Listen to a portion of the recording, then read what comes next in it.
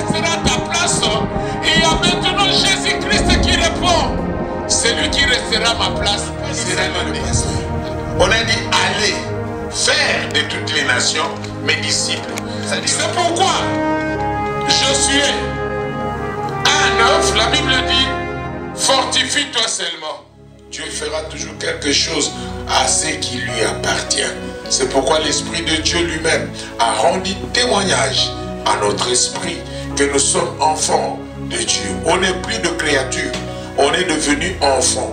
Au moment où nous sommes devenus enfants, il y a quelque chose de plus de notre Père qui doit se réaliser là où il nous a mis à la rencontre de lui-même. C'est où? C'est dans sa maison. Et là où tu vas en secret, là où il te dit dans la Bible, ferme la porte.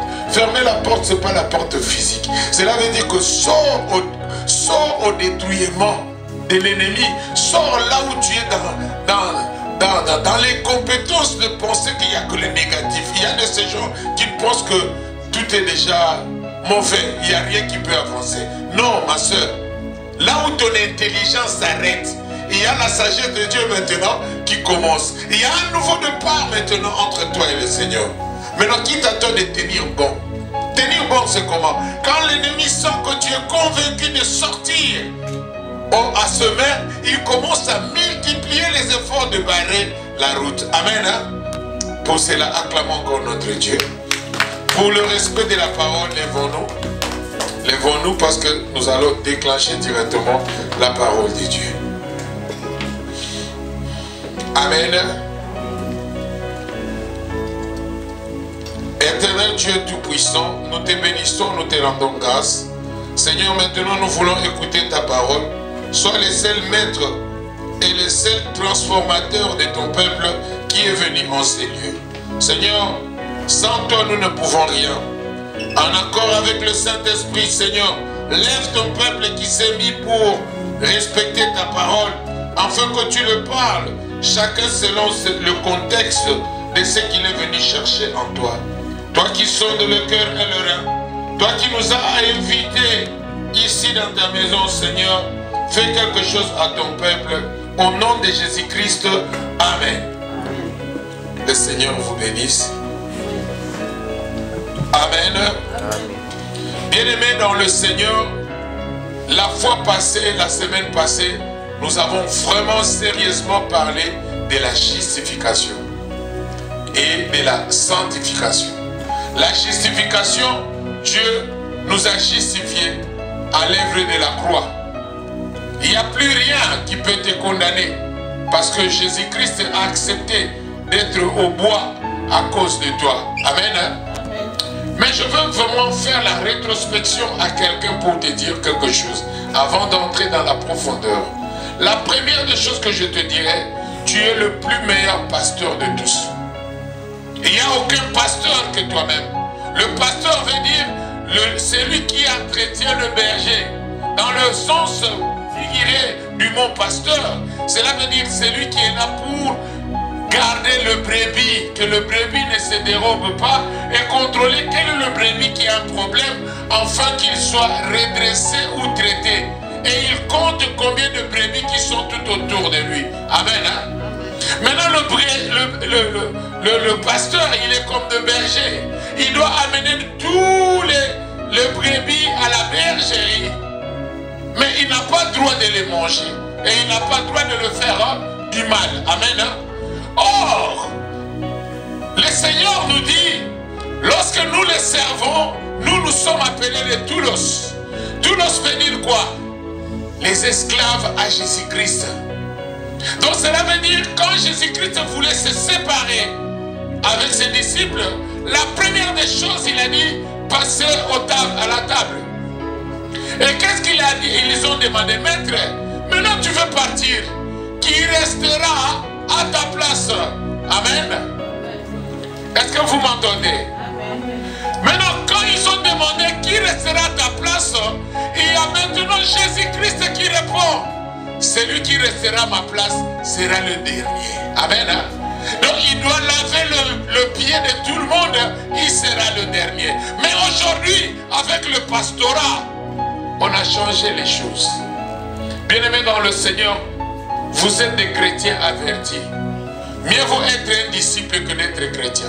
Parce que le jour que tu as accepté Jésus-Christ comme Seigneur et Sauveur, tu es devenu enfant de Dieu et non pas tu es devenu chrétien. C'est deux amalgames que nous devons traiter ensemble. C'est pourquoi je dois te mettre à pied de comprendre la nouvelle naissance, de comprendre la justification et tu es là à la sanctification. Amen. Or, la sanctification, c'est la sainteté en accord avec le Saint-Esprit. Tu es en train de traiter le surnaturel par rapport à l'état physique que tu as. Ça veut dire, tu ne te dis pas que je suis incapable. Tu te dis que je suis capable de tout parce que le Seigneur est à moi. Amen. C'est pourquoi il te dit en Marc chapitre 16, verset 16, il dit, le miracle accompagneront ceux qui ont crié à mon nom. On n'a pas dit d'aller chercher le miracle, non. Il y a un pasteur qui est venu, il y a un prophète qui est venu, il est puissant. Non. L'apôtre Paul nous dit, c'est Jésus-Christ qui est à moi. C'est à cause de Jésus que je suis là devant vous. Sans lui, je ne serais pas ici. Qui peut me suivre moi pour parler de moi? Qui suis-je moi? Alléluia. Je parle de Créateur. C'est lui qui a fait tout pour nous, afin que nous soyons ce que nous sommes. Amen. Il n'y a plus de condamnation, ma soeur. Je vous l'ai dit, mon frère, il n'y a plus de condamnation à ceux qui sont en vrai en Jésus-Christ. Être en vrai, pourquoi nous disons être en vrai? Parce qu'aujourd'hui, la fausseté est devenue un nouveau mode de vie. Alléluia. Quelqu'un qui vole, on dit non, il n'a pas volé, mais il a détourné. Quelle est la différence entre détourner et voler? Amen. Quelqu'un qui utilise des millions de deniers publics, mais on encourage, je dis, aïe penda, atimba. Lui vraiment, il est vraiment fort. Il a pris 2 millions. Est-ce que c'est ça, ce que Dieu veut? Regardez les conséquences de toutes ces choses-là. Les personnes qui font les détournements, les voleurs là. Sachez-le, chacun de nous mérite ce qu'il a semé. Je vous l'assure.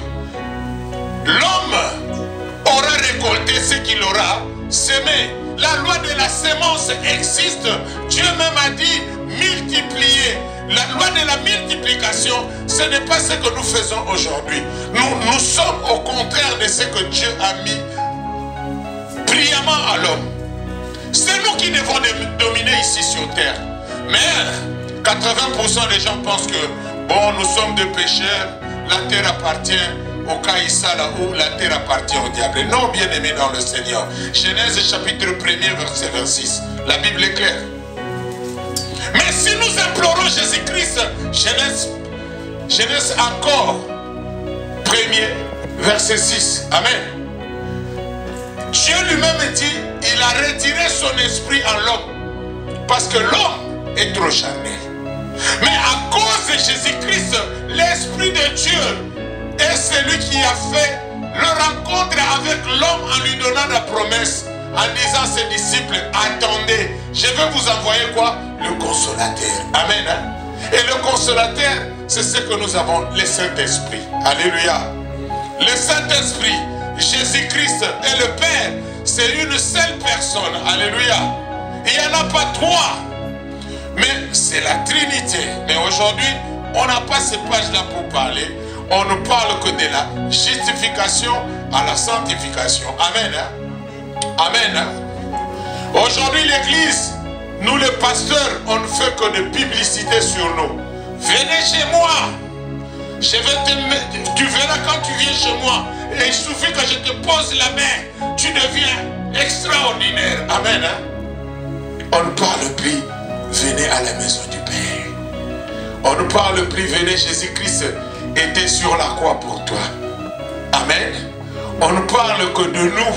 On parle maintenant moins de celui qui nous a mandaté. Alléluia. Alléluia. Bien-aimés, avant d'être pasteur, nous tous nous sommes enfants de Dieu. Et tel que tu es là, si tu ne me parles pas de toi, comment je saurais qu'est-ce que tu es? Parce que Dieu lui-même dit, nous connaissons en partie, ma soeur. Est-ce que vous me comprenez? Ça dit, quand nous connaissons en partie, il y a de certaines choses que tu connais, que moi, quel que soit le pastorat, je ne connais pas. Et je n'ai même pas la compétence de cela. Amen. Hein? Mais aujourd'hui, quand on pense qu'on est pasteur, c'est comme si tout celui qui est assis dans le banc ne faut absolument rien. Je deviens un professeur qui connaît tout. Or, c'est une faute. C'est la fausseté. Jésus-Christ est lui-même. Matthieu chapitre 18 et 18. Si vous commencez à 16, il dit ceci. Qu'est-ce que les gens disent à propos de moi? Amen. Hein? Et il a même demandé Pierre, qu'est-ce que toi tu penses? Et Pierre a répondu, il a dit, ce n'est pas toi qui réponds, c'est le Fils, c'est le Dieu Tout-Puissant qui répond en toi. Amen. Hein? C'est pour dire que même dans le pastorat, je serais content de te demander, Linda, qu'est-ce que tu penses à propos de moi? Ma soeur, maman Passi, qu'est-ce que tu penses à propos de moi? S'il y a à quoi récapituler, je vais à la rencontre de la parole de Dieu qui dit que je dois être un homme irréprochable. Amen. Mari d'une seule femme. Amen. Et je dois avoir ce que nous appelons le Galates 5, 22, le fruit du Saint-Esprit. Alléluia. Je ne serai pas quelqu'un qui est querelleuse, quelqu'un qui est à la rencontre problématique et pragmatique. Alléluia. Donc c'est pour tous ceux qui se disent le responsable ou les leaders de l'Église. Et l'Église que nous parlons, il n'y a qu'un seul grand leader, c'est Jésus-Christ. Je parle très souvent de l'Église corps du Christ. Là où nous devons honorer Jésus-Christ comme Seigneur et comme Sauveur et Seigneur. Amen. C'est-à-dire que tout ce que nous faisons ici ne sont que des associations. Alléluia. Oh non, l'église de réveil. Non, il n'y a pas d'église de réveil. Il y a de mouvements de réveil. Arrangez ça, mes frères. Nos vieux sont venus nous rendre des rêves parce qu'ils ont fait des choses comme s'ils se préparaient à la gloire de Dieu. Or, la gloire, Dieu, il ne partage pas sa divinité avec personne. Il reste Dieu et il reste à sa position. Amen. Bien-aimés, si je vous dis tout ça là, c'est pour vous dire que nous sommes au temps où vous devez vous référer au Marc chapitre 16, verset 16. Le miracle accompagneront ceux qui ont crié à mon nom. À mon nom, vous imposerez les mains aux malades et les malades seront guéris. Et il y a un frère qui m'a demandé, mais vous chassez tous les jours les démons? Oui. Pourquoi? Chaque jour dans ma maison, je dois regrouper toutes les poubelles et jeter dehors. Il en est de même dans notre vie. Amen. Hein? Amen. Bien aimé, si je mets au clair, c'est pour te dire, arrête de chercher le miracle. Le miracle doit t'accompagner. Mais tu dois voir la conviction.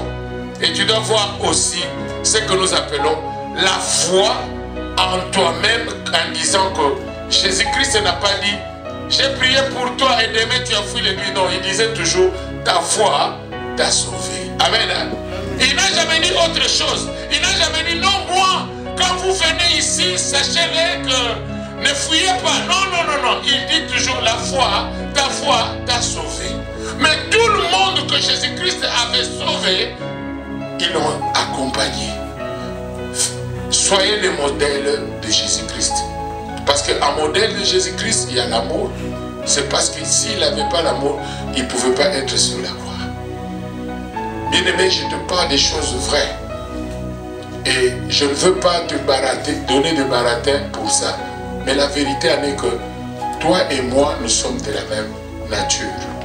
D'ailleurs, Marc chapitre 5, verset 17, si vous la lisez, vous verrez que Dieu est allé plus loin pour dire Élie et moi, nous sommes de la même nature. Mais il avait imploré à Dieu que la pluie ne tombe pas pendant 3 ans et 6 mois. Tel qu'il avait dit, ça s'est réalisé. Mais nous aujourd'hui, nous pensons, c'est comme si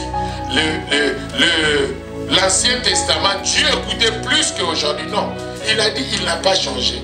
Il est, je suis. Il est le même. Mais c'est nous qui ont transporté la manière des uns et des autres en disant quoi? Église, alléluia. C'est l'église d'aujourd'hui. C'est-à-dire l'église d'aujourd'hui veut dire quoi? Je peux venir comme je veux. J'étale maintenant, je vais maintenant vous épater en prêchant la scatologie, en mettant le mot en théologie et tout le monde dit waouh. Waouh. Oh, ce n'est pas ça. Ce n'est pas le waouh comme quelqu'un qui est en train de faire les shows. Ici, la parole de Dieu doit entrer en toi et il transforme certaines choses que tu n'as pas acquéries afin qu'il amène en existence ce que tu es en train de pleurer à Dieu tout le temps et que tu ne retrouves pas la voie. C'est ça l'objectif.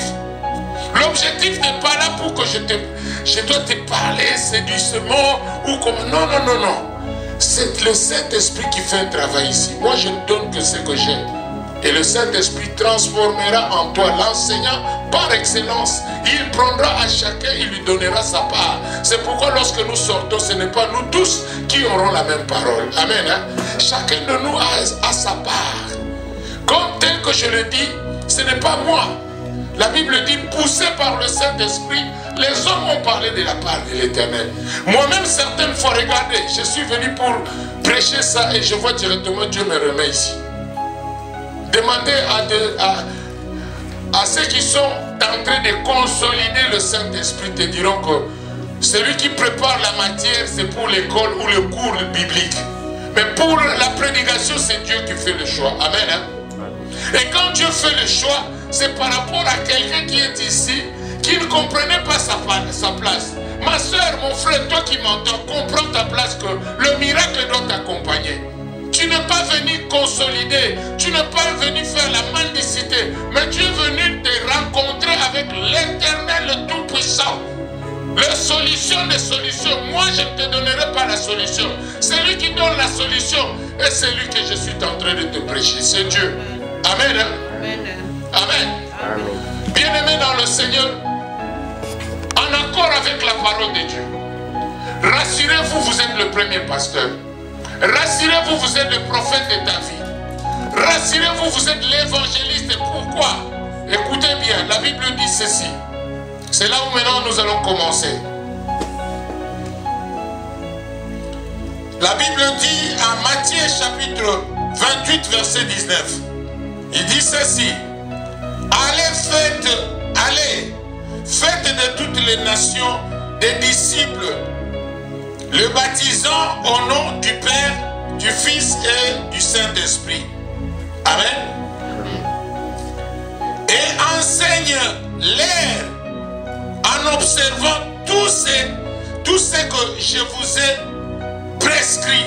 Et voici, je suis avec vous tous les jours jusqu'à la fin du monde. Amen. Hein? Amen. Amen. Baptisez-les, enseignez-les tel que je vous ai enseigné. On n'a pas dit seulement le pasteur. On a dit allez faire de toutes les nations mes disciples. C'est-à-dire toi aussi, tu dois aller appeler quelqu'un pour l'amener à la maison de Dieu. Et c'est une bénédiction pour toi. Quand tu appelles, chacun de nous doit faire ça. On n'a pas dit le pasteur, on a dit allez faire de toutes les nations mes disciples et baptisez-les. Mais aujourd'hui, il y a un pasteur qui posera la question, qui t'a donné le mandat d'aller baptiser? Non, c'est le Seigneur qui a dit baptiser, il n'a pas dit seulement le pasteur. Amen. Amen. Maintenant, regarde maintenant, le mouvement de réveil, on a mis en grosso modo, toute chose est devenue cérémoniale. Et aujourd'hui, nous voyons même dans les réseaux sociaux, les pasteurs qui autrefois parlaient des soutanes de prêtres, aujourd'hui ils sont revenus en ça. Donc qu'est-ce que nous faisons? C'est comme si on a changé chacun par rapport à Antoine. Donc on est en train de tourner vers la parole des hommes. Revenons maintenant à la parole de Dieu. La parole de Dieu dit quoi?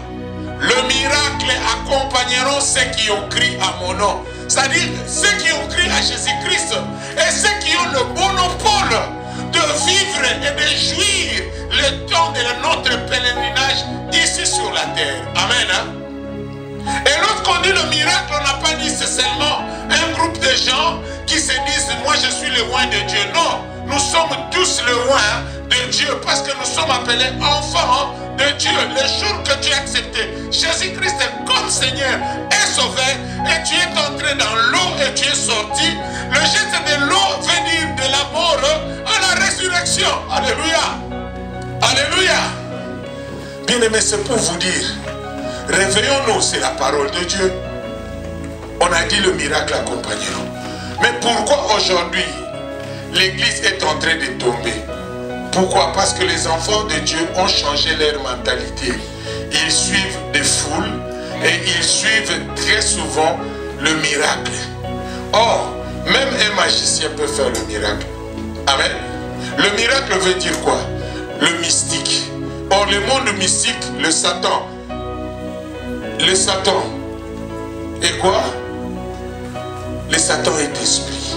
Et Dieu aussi est esprit. Même nous qui parlons, nous sommes aussi esprits. Parce que Job 32, verset 8 nous dit, en réalité, en l'homme, c'est l'esprit. Mais l'esprit que nous parlons, veut dire qu'à notre origine, nous sommes plus spirituels que physiques.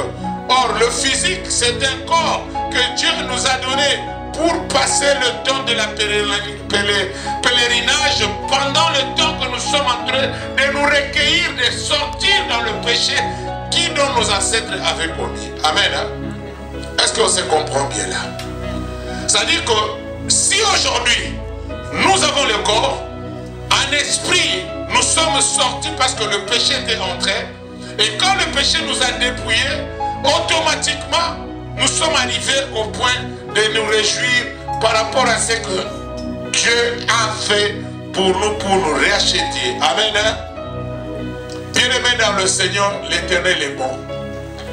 Je vous assure, quelqu'un qui prie devient à la hauteur de naviguer le monde de surnaturel. Et quand vous naviguez le monde surnaturel, vous verrez que l'ennemi n'aura plus acte à se rapprocher de vous. Parce qu'il aura peur. Tu sais comment te défendre en ça. Bien-aimé, quand nous parlons de monde des ténèbres, quand nous parlons de monde des esprits, ne pensez pas que le monde des esprits est créé à part. Non, non, non. Nous sommes le premier objet que Dieu a créé dans le monde des esprits. Avant que nous existions en physique, on a existé en esprit et en vérité. Amen. Hein? C'est pourquoi nous avons la polyvalence d'être spirituel et d'être aussi physique. Je vais vous donner un exemple. Vous êtes là en train de me regarder, mais quand nous fermons nos yeux, il y a ceux qui produisent des images. Il y a aussi ceux qui ne produisent pas des images. C'est pourquoi nous demandons Saint-Esprit, donne-moi, Saint-Esprit, donne-moi la force d'opérer dans le surnaturel. C'est-à-dire, quand tu fermes tes yeux pour dormir, il y a le monde des esprits aussi qui s'allume. C'est-à-dire, tu fermes les yeux, toi tu sais que tu dors, mais tu commences à rêver maintenant. Et ton corps de rêve commence maintenant à marcher. Et l'opération des surnaturels commence à se faire. Amen. C'est pourquoi la semaine passée, j'ai dit, enfant de Dieu que vous êtes, quand vous voulez dormir, dites au Seigneur, Seigneur, quand je ferme mes yeux, que le monde des esprits qui viendra agiter à moi, que je sois toujours le vainqueur. Amen. C'est-à-dire que tu es en train de blâmer le surnaturel qui vient en toi, que tu sois toujours celui qui doit être champion, le vainqueur, parce que tout a été accompli sur la croix. Il n'y a plus quelque chose qui peut te faire peur. Amen. Hein? Amen. C'est pourquoi je suis un œuf. La Bible dit, fortifie-toi seulement. Ayez du courage. Le Seigneur est avec toi. C'est-à-dire que tu dois avoir l'habitude de te fortifier. Je suis enfant de Dieu. Rien ne peut m'arriver. Le Seigneur est avec moi. Et quand le diable entend ces paroles, c'est la parole qui est la puissance et le pouvoir de la lampe qui est utilisée en toi. Il y a une nouvelle phase qui s'implore et qui se donne activation en toi. Ça dit, tu actives une puissance en toi sans pourtant le savoir. Amen. Car la Bible nous dit, l'ange de l'Éternel campe Ils campent où? À ceux qui sont en Dieu, Dieu ne les abandonne pas. Et Dieu ne les laisse pas. Tel que nous sommes là, il y a l'armée céleste qui est déjà descendue, en train de gouverner et de garder tout ce qui est en nous ici, sur ces lieux, qui est le lieu de tabernacle. Amen. Hein? Amen. Bien aimé, je veux vous dire, comme nous avons dit,